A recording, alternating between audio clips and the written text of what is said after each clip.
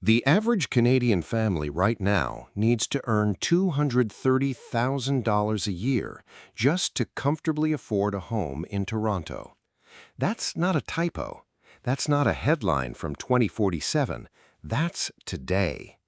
And while mainstream media keeps looping the same crisis footage, cranes, lineups, heartbroken renters, nobody is talking about the exits.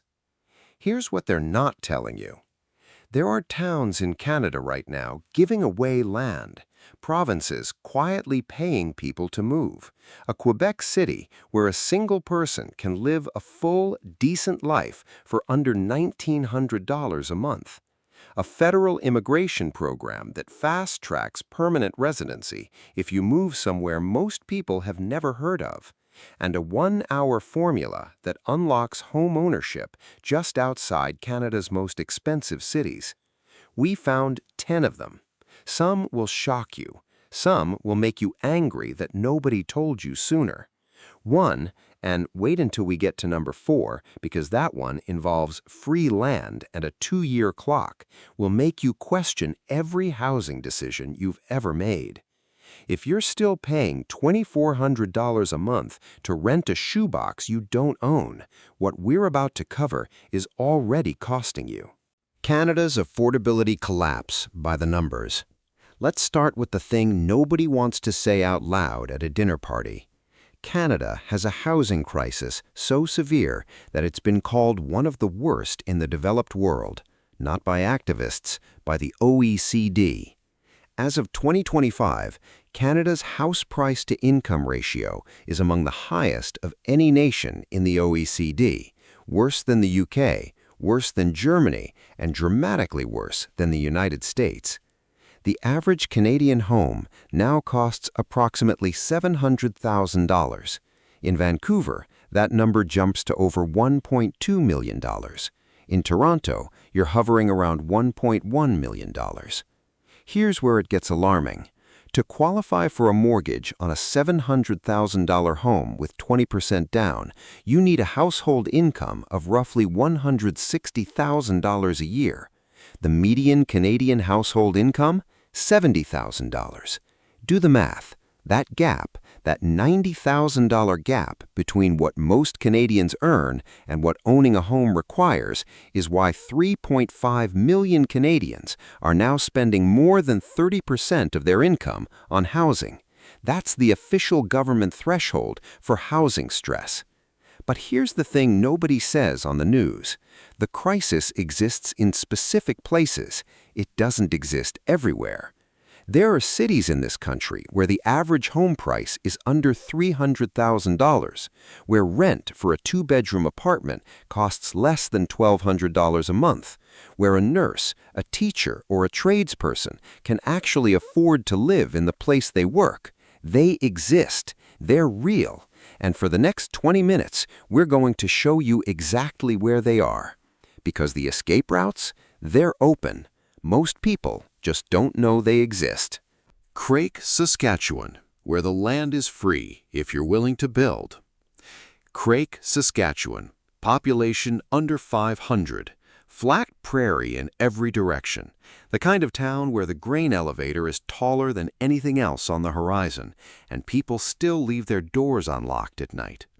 And since 2017, this town has been doing something that sounds completely made up, giving away lots of land for free in exchange for a 2-year commitment to build.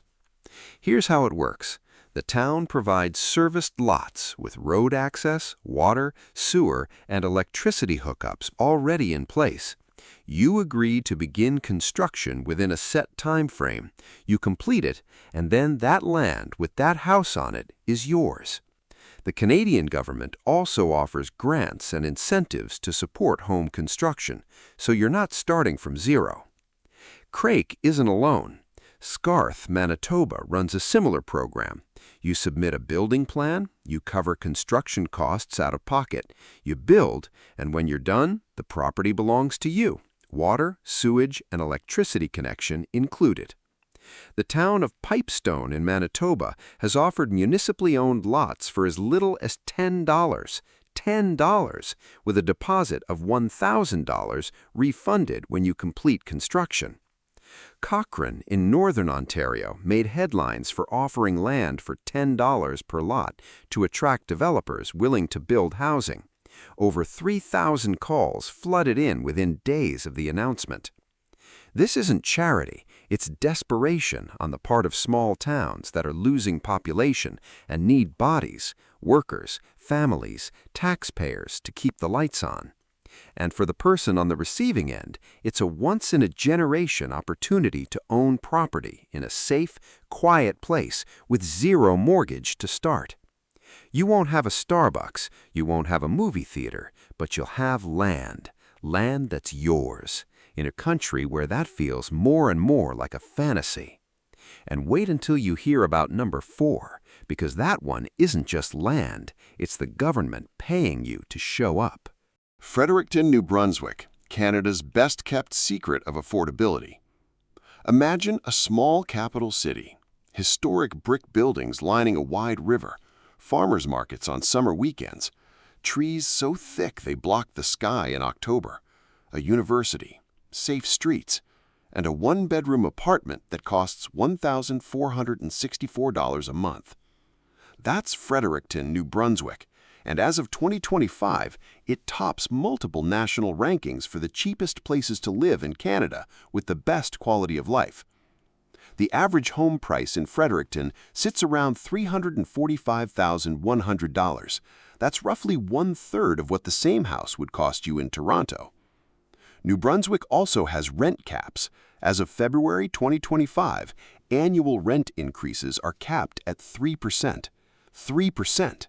That's not a typo either, in a province that's actually trying to protect its residents from the chaos gripping the rest of the country. The government has also invested heavily in affordable housing infrastructure. In 2025 alone, New Brunswick added 7,587 new housing units. The government unlocked $150.5 million in federal provincial infrastructure funding specifically for housing-enabling construction. The message from the province is clear. We want people here. And what do you get? The St. John River, outdoor trails, 4 distinct seasons. Yes, winter is real and committed. A small, tight-knit community that still waves at strangers.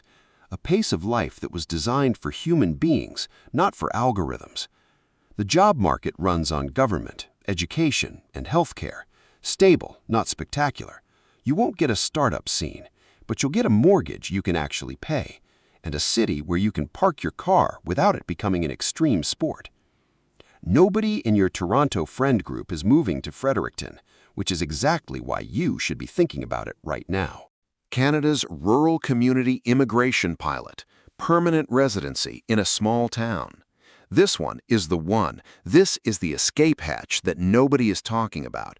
And it's not just for immigrants. It changes the affordability picture for everyone in the country.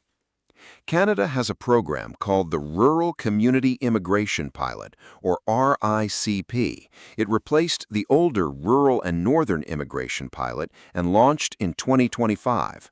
The federal government has designated 18 communities across Canada, including Timmins and Sault Ste. Marie in Northern Ontario, Brandon and Manitoba, and the Timmins region, to nominate skilled foreign workers directly for permanent residency. No extra entry lottery, no years on a wait list. But here's what makes this relevant even if you're already a citizen. Every one of these designated communities is affordable. Timmins, Ontario, median home prices around $270,000 and falling. Brandon, Manitoba, one of the most stable job markets in the country, with home prices under $350,000. Sault Ste. Marie, solid healthcare sector, Great Lakes scenery, and housing that would make someone from Vancouver weep with relief. As a permanent resident under RICP, once you're established, you can move anywhere in Canada. It's a stepping stone. But plenty of people stay because the houses are real, the community is real, and the mortgage payment doesn't eat your soul. Right now, this program is quietly processing applications, filling towns, and doing what the government calls balancing population growth. What it really means is Canada's cheapest towns are about to get new neighbors, and those neighbors are going to drive local economies, fill schools, and eventually drive prices up. If you move there now, you get there first. Trois-Rivières, French Canada's best-kept secret for most Canadians. Here's where it gets really interesting, because this next one changed the entire national ranking. Trois-Rivières, Quebec, population 139,000, positioned right between Montreal and Quebec City on the north shore of the St. Lawrence River. And right now, in 2026, it is officially ranked the cheapest city to live in Canada by multiple independent research organizations. Not one of the cheapest, the cheapest. The average cost of living for a single person in Trois-Rivières is $1,883 a month, including rent. Average housing costs for renters sit around $1,688 a month. For homeowners, mortgage payments average $1,335 a month. The cost of living is 29% lower than the national average, and housing costs are a staggering 75% lower than the national average. 75%. Let that sink in while you think about your current rent. Quebec runs on French. Immersion is required, not optional. If you don't speak it, you'll need to learn, and the province has programs to help newcomers do exactly that. But for anyone bilingual or willing to become bilingual, this place is a time machine, back to when Canadians could actually afford their lives. You can sit on an apartment balcony overlooking the St. Lawrence, eat poutine for $8, pay a mortgage that feels fictional compared to the rest of the country, and wake up every day in one of the oldest, most charming cities on the continent. Nobody covers this on the news, which means most of the country is still sleeping on it. Timmins, Sault Ste. Marie, North Bay, the Great White North's price tags. Northern Ontario gets a reputation. Too cold, too remote, too far from everything. But for the person who wants to own a home without signing their financial life away, Northern Ontario right now is hiding something extraordinary. Timmins, population 41,000, median home price around $270,000. The town sits in the middle of some of the richest mining country on Earth, with a stable, resource-driven economy that doesn't tend to collapse overnight. It's also one of the communities designated under Canada's Rural Community Immigration Pilot, which means it's attracting skilled workers, new families, and economic investment. Sault Ste. Marie, population 73,000, average home prices hovering around $280,000 to $310,000. Sitting on the St. Mary's River between Lake Superior and Lake Huron, it's got waterfront, it's got Algoma Steel, it's got healthcare, universities, and a downtown that's quietly being rebuilt from the inside out. North Bay, gateway to cottage country, population 51,000, average home benchmark around $400,000, high for this list, but still a fraction of what you'd pay in Southern Ontario. And the housing market finished 2025 stronger than expected, with more inventory giving buyers actual negotiating power for the first time in years. The trade-off? Winter. Real winter. The kind that arrives in November and doesn't leave until April. The kind where you budget for a good coat the same way you budget for groceries. Roads that require winter tires. Summers that feel like a gift because you earned them. But here's what Northern Ontario offers that the South can't. Space. Actual space. A backyard that doesn't touch your neighbors. Silence at night. Lake Superior sunsets that make you question why you ever lived in a condo. And a mortgage that doesn't require 2 incomes and a prayer. The people who are already there, they're not leaving. The people from down south who move there, most of them stay. You're still here. Good. Because this next one, this is the one most people scrolling this topic never actually get to, and it might be the most actionable thing in this entire video. How immigration pathways are tied to Canada's most affordable regions.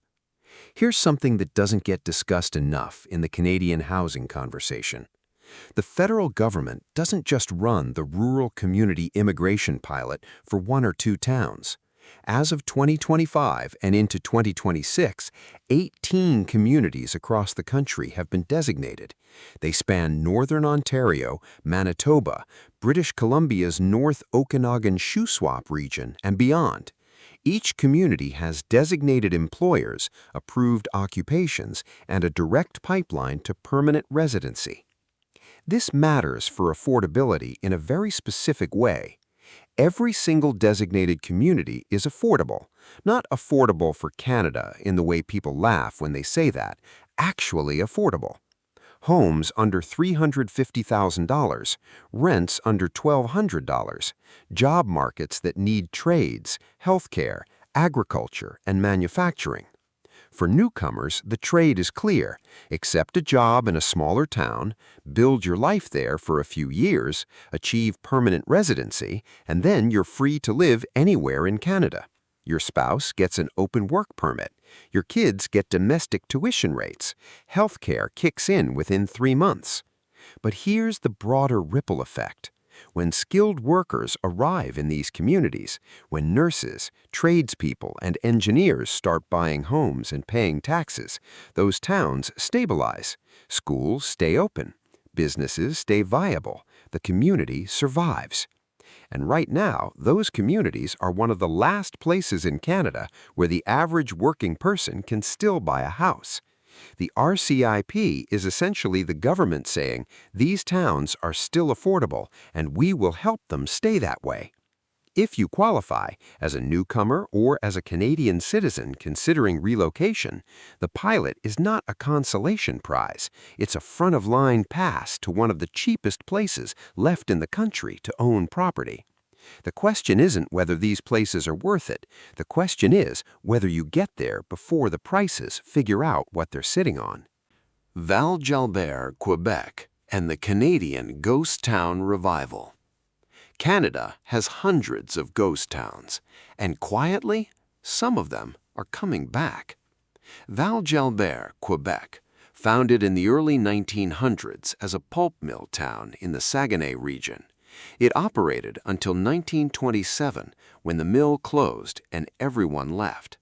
The buildings stayed. The streets stayed. The church, the houses, the company store, all of it frozen in 1927. Today, Val-Jalbert is a provincial historic park. Heritage tourism has pumped money back into the site. The falls that once powered the mill still flow. The restored buildings draw visitors from across Quebec. And the surrounding Saguenay region, one of the most affordable places to live in the province. But Val-Jalbert is just the most dramatic example of a broader phenomenon across Canada. Barkersville in British Columbia, once the largest city north of San Francisco during the gold rush, abandoned and now fully revived as a living heritage museum, received over $2 million in annual public funding after Barkerville Heritage Trust was selected as its site operator in late 2024. 50 to 60,000 visitors a year now walk its restored boardwalks. Dorothy, Alberta, technically still inhabited by 9 people, has a restored 1928 grain elevator and a story that rural historians make pilgrimages to see. The pattern is consistent: abandoned towns with cheap or free property, heritage designation money flowing in, and surrounding communities that are staggeringly affordable. The ghost town play isn't to move into a literal ghost town. It's to recognize that the regions around them, the Saguenay, the Cariboo, northern Alberta, are receiving investment, infrastructure, and attention, and property prices there haven't caught up yet. The investors know this. The question is whether you figure it out before they do. Saskatoon's Graduate Retention Program, up to $20,000 to stay. Saskatoon, the flattest, sunniest province in Canada. The one that looks like someone pressed repeat on the landscape until they ran out of screen. And right now, as of 2026, it's also home to one of the most underused financial incentives in the country. It's called the Graduate Retention Program, and it does exactly what it sounds like. If you graduated from an approved post-secondary program and you live in Saskatoon or move there and file your taxes there, the province gives you a tax rebate of up to $20,000 for a 4-year degree, $15,000 for a 3-year program, $6,400 for a 2- or 3-year diploma, $3,000 for a 1-year certificate. You don't have to be from Saskatoon. You don't have to have gone to school there. You just have to move there within 7 years of graduating and file your provincial taxes. The rebate comes over time, delivered as you file. It's not a cash handout, but it is $20,000 you weren't planning to have. Now pair that with the housing market. Regina, Saskatoon, ranked as the most affordable major city in Canada in RBC's 2025 Housing Affordability Report, with mortgage payments, taxes, and utilities consuming just 26.1% of median household income, the best affordability ratio in the country. Average home prices around $300,000. One-bedroom rents between $900 and $1,200 a month. A stable job market in tech, agriculture, and manufacturing. You get the $20,000 rebate, you get a home you can actually afford, you get wide prairie skies and summers that somehow feel earned, and yes, winters that will test your character every single year without apology. But here's the real number. If a young Canadian graduate moves to Regina instead of Toronto, the average annual savings on housing alone, the gap between renting in downtown Toronto at $2,800 and renting in Regina at $1,000, is $21,600 a year, every year, plus the $20,000 rebate on top. That's more than $40,000 in the first year alone, just by choosing differently. The news will never cover this, but the math doesn't lie. The towns just outside of Toronto, Calgary, and Vancouver that nobody's pricing in yet. Here's the thing about Canada's most expensive cities. The crisis is real, but it has borders. 60 minutes outside of Toronto, the market shifts dramatically. An hour from Calgary, 90 minutes from Vancouver. That's the formula. That's the number. And right now, in 2026, it still works, but it won't forever. Brantford, Ontario, 45 minutes from Hamilton, about an hour from downtown Toronto. As of 2025, average home prices between $600,000 and $700,000. Yes, still significant, but compared to Toronto's $1.1 million, you're saving $500,000 and a daily commute by choice, not necessity. Remote work has made this formula viable for hundreds of thousands of Canadians who suddenly don't have to be in the office every day. Go further. Belleville, Ontario, 2 hours east of Toronto, on the Bay of Quinte. Average house prices considerably lower. Growing remote worker population. Beautiful waterfront. A city that Money Sense and other outlets are quietly beginning to flag as one to watch. Or look west, an hour south of Calgary. Towns like Lethbridge offer average homes under $350,000 with Rockies access, a university, and a job market that doesn't require you to mortgage your future to participate in. An hour north of Vancouver, past the chaos of the Lower Mainland, communities in the Fraser Valley and beyond are still, for now, substantially cheaper than the city that sits at the center of Canada's most expensive housing market. Here's the insight that most people are missing. Remote work didn't just change where people live, it changed the geography of affordability. The 1-hour radius around every major Canadian city is now the most valuable real estate window in the country. Not because it's cheap, some of it isn't, but because it's the line between possible and impossible for the average Canadian.